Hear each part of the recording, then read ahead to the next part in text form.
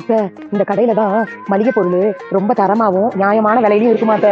மளிகை பொருள்லாம் வீட்டுல இருக்கு, நீ நட. என்ன இந்த கடையில எல்லா பொருளும் நல்லா இருக்குன்றாலே. மருமகளே, நீ பஸ் ஸ்டாண்டுக்கு போயிட்டே இருமா, நான் இதை வந்துடுறேன். சரிங்க அத்தை. இவள பஸ் ஸ்டாண்டுக்கு போக சொன்னா இங்க என்ன பண்ணிட்டு இருக்கா? மருமகளே, இங்க என்னமா பண்ணிட்டு இருக்க நீனு? அம்மா வீட்டுக்கு மளிகை ஜாமான் வாங்கலான்னு வந்தேன். என் புள்ள காட்டுலயும் மேட்லயும் கஷ்டப்பட்டு சம்பாதிக்கிற காசெல்லாம் நீ உங்க அம்மா வீட்டுக்கு அழிச்சிட்டு இருக்கியா? சரிங்க அத்தை, நீங்க என்ன இங்க பண்றீங்க?